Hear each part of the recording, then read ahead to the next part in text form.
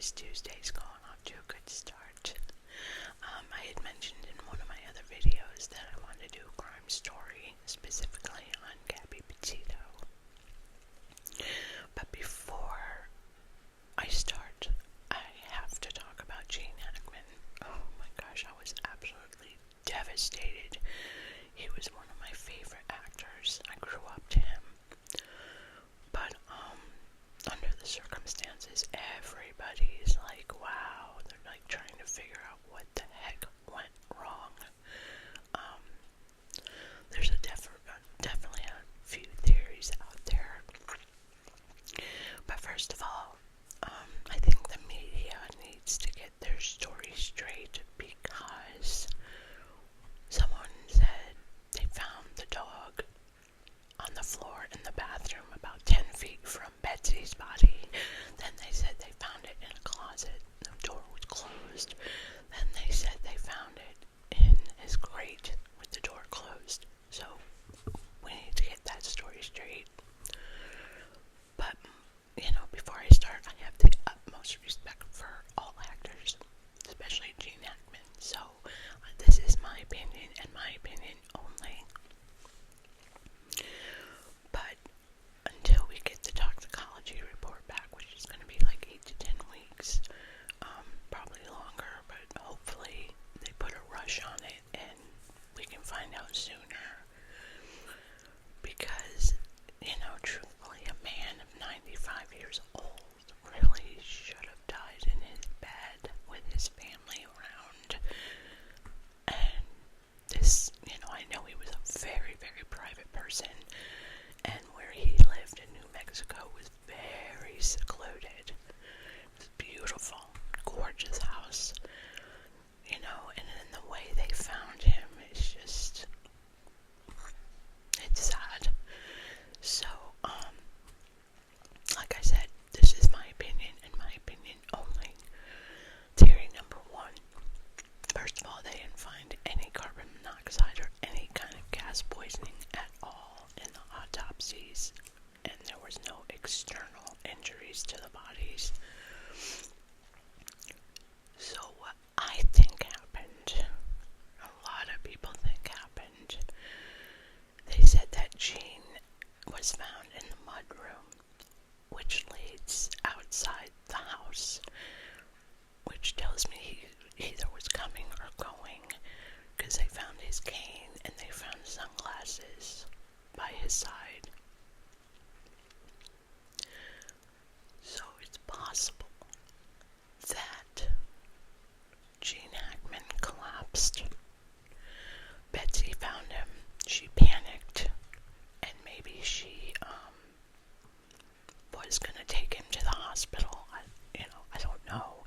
I think an ambulance would have gotten him to the hospital faster, but it's just a theory. She panicked, and maybe he was on that nitroglycerin medication when you have chest pains. Maybe she went into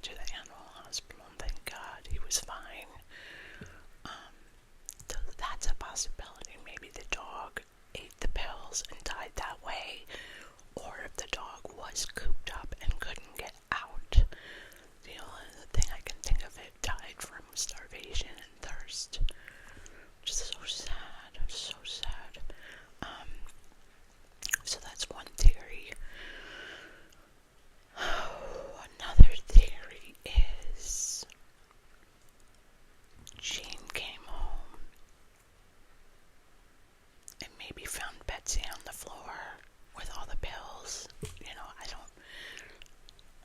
You never know what happens behind closed doors, but you never know what goes on. If there was any kind of mental illness that no one knew about or whatever. And I'm also hearing a lot of, because his kids lived in California, they did not see his father for a long time. And it didn't mean that they were on bad terms or anything. Just, they were in California and he was in New Mexico. So as far as his personal family life, that's none of my business. You just never know. And like I said, we won't definitely know until the autopsy report comes back. There was no foul play, according to the police. Nothing seemed out of place. There was no struggle. Now the front door was open. That's weird. But, there's just a couple different things that could have happened. But I think I'm pretty much on the first one where Gene collapsed. And Betsy was going to take him to the hospital, but she was fishing for his medicine or whatever. And maybe she fell and hit her head or something, but just because they didn't find any external injuries on the bodies, if you hit your head, it doesn't necessarily, it can leave a mark, but maybe she died from a hepatoma to the brain, or she hit her head and she bled internally, but, just don't know. So, my heart and prayers go out to Gene Hackman and Betsy and their families. I'm so sorry for your loss. I just think it is so sad that under the circumstances that they had to find him like that. Another thing that gets me is they're not really specifying who died first, but then again, they won't know that until the autopsy comes back. They said that Betsy her hands and feet were becoming mummified. Gene Hackman, they didn't really specify the decomposing theory of what, but they did find out he had a pacemaker, and the pacemaker read that his last day of life was February 17th. They were found on February 26th, so that's almost 10 days. So in New Mexico, I don't know what their weather's like now. I know we're in the winter months, but it's a very dry climate. So that could be why Betsy was found partially mummified. This is just a crazy, just all around sad situation. So just keep them in their prayers, and hopefully we will find out sooner than later what happened. So anyways, if you have Netflix, they just came out with a 3-part documentary on Gabby Petito called American Murder. It was really, really good. If you have Netflix, you should watch it. Then I found this magazine, and I wanted to read the article in here about her last days. This too is a very, very sad situation. This just shouldn't have happened to her. She was a vibrant, beautiful young woman who was so happy to be with Brian and happy on her trip. They seemed like they were having a great time until a spectator saw Brian Laundrie hit Gabby and called the police, the Utah police. But that's another story. The way the Utah police handled that was bullcrap, if you ask me. But I'm going to go ahead and read this article.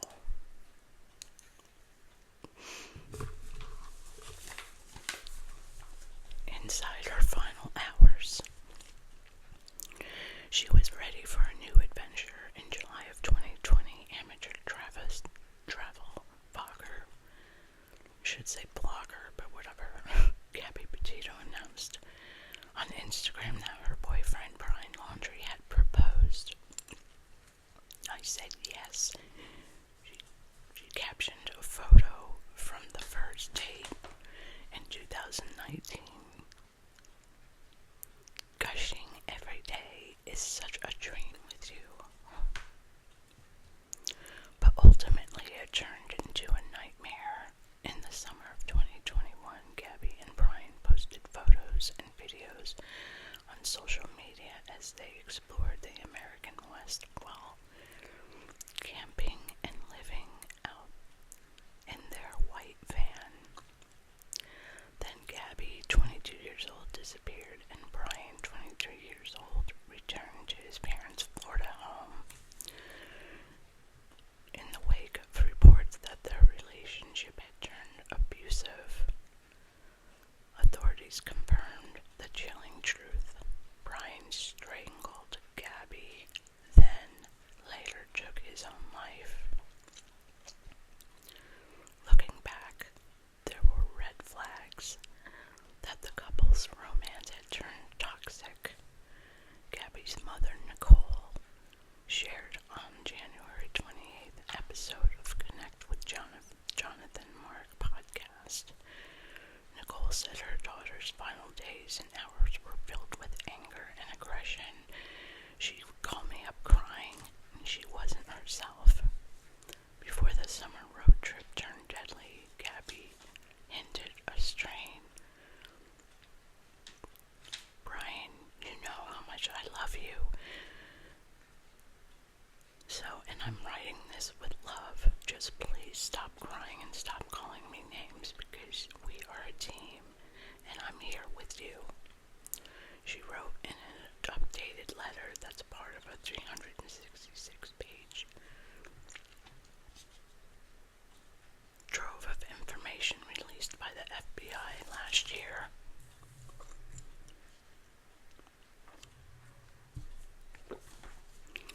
Tensions grew during their journey. Police questioned the couple in Utah after a motorist called 911 to report seeing Brian slapping Gabby, who told cops she had hit him first. In a lawsuit against the police department in Utah in connection with their daughter's death, the Petito family contended officers failed to properly investigate the innocent. That's very true.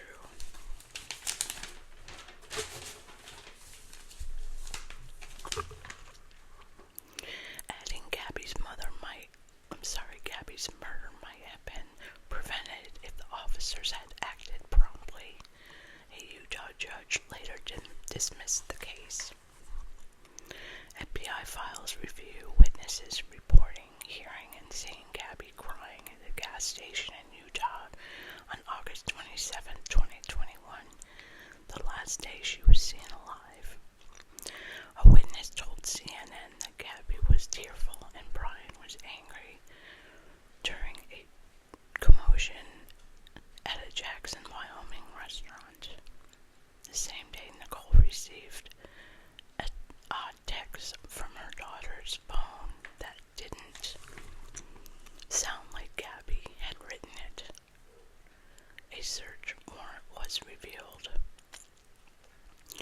Gabby's strangled body, which a coroner confirmed showed blunt force injuries to the head and neck, was discovered in Wyoming's Bridger-Teton National Forest 3 weeks later. By then, Brian, who along with his parents refused to cooperate with police, had disappeared in a nature preserve near his family Northport, Florida home and died by suicide. In a notebook found near his remains a month later, Brian called his fiance's death an unexpected tragedy. He claimed that she had injured herself as they crossed a stream while rushing back to their car before nightfall, freezing and facing problems with her feet and wrist, plus a small bump on her forehead that eventually got larger. She was begging for an end to her pain, so I ended her life, Brian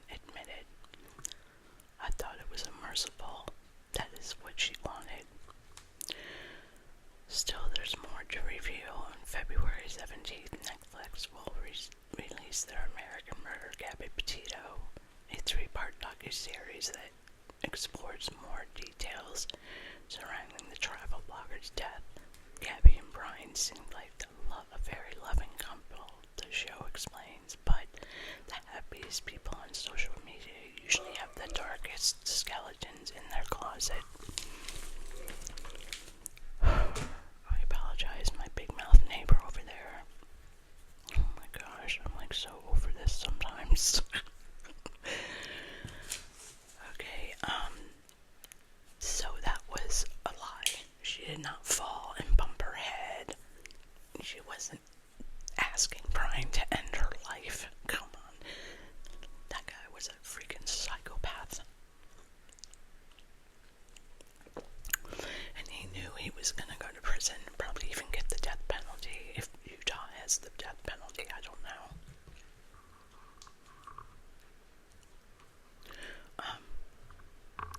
So that was just an all-around very, very, very sad situation too. I mean, it shouldn't have happened. But domestic violence is real, and a lot of women will protect their abuser and say that they were the aggressor, just like she did. Also, I also read somewhere that she had confided in a friend of hers when she was out on this trip with Brian, saying that she had had enough and she was going to break up with him. So I think when they went on their hike, I think they talked, they got into an argument, and then Gabby said, you know what, I'm done. I can't do this anymore, and she broke up with him. Therefore, Brian, as controlling and narcissistic as he was, decided to kill Gabby because it's a, well, if I can't have you situation, nobody's gonna have you situation. I think if the Utah police would have handled that whole thing differently, and if Gabby would have waited until they got home to break up with him, she probably would be alive. Who knows? But his whole family's weird. I didn't talk to anybody. They just... But then later on, I think Gabby's family was suing Brian's family over a letter. I can't remember exactly what it said, and actually I don't know what the outcome was. I think the Petito family won that lawsuit. It was a letter from his mother to Brian saying, I love you so much, and all this stuff, and if you steal, I'll help you get away. If you kill, I'll help bury the body. I mean, it says that in a letter. Then it says, burn after you read. Well, he didn't. So there just was not enough evidence to arrest the whole family, the parents. There's just no crime there. They can't, there's nothing they can do. But I knew when all this was going on and the news was showing helicopters flying in that park up in Newport, Florida, which is northwest from me. I'm about 200 miles from Newport.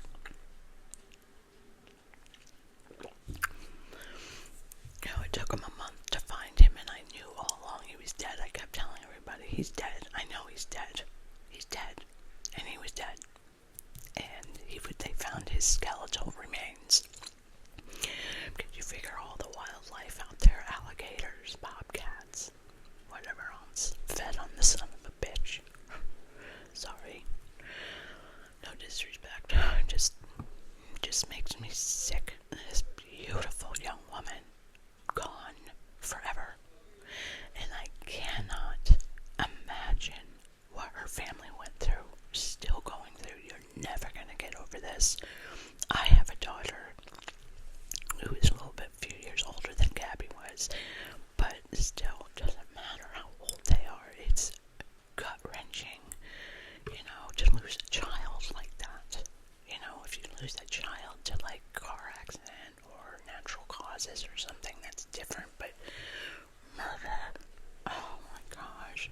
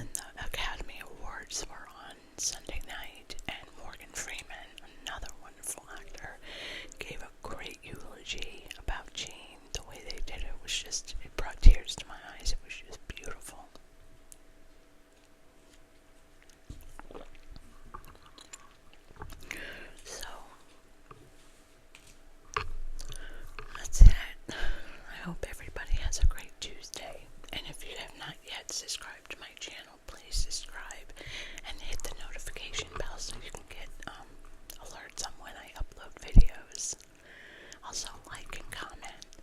You know, I was telling Christopher, I was like, it's really weird. I'm not getting a whole lot of comments. And he goes, yeah, I don't either anymore.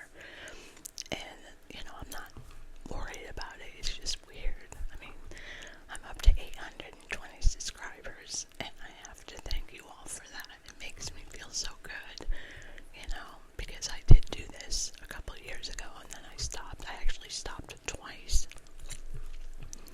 But this time, I'm sticking with it because I love doing it. I absolutely love doing it. And I apologize, my big mouth neighbor over there, it's like really... I tried to make a video last night. My daughter's apartment, she lives in the same complex as me, and she's away for work for 5 days, so I told her I would stay there and watch her cat. So I tried to record last night, and I thought it would be so quiet, you know, because she's on the 3rd floor, I'm on the 1st floor. It's so quiet, but I couldn't because her cat, Blue is his name, he's so sweet. He's a baby, he's 6 months old. But he just would not stop. He was jumping on the desk and jumping on my chair and clawing the chair, and I'm like, oh my gosh. I was like, finally, I just stopped recording. I'm like, okay, I give up. So, it's so funny. So, I hope everybody has a blessed Tuesday, and I will see you very, very soon.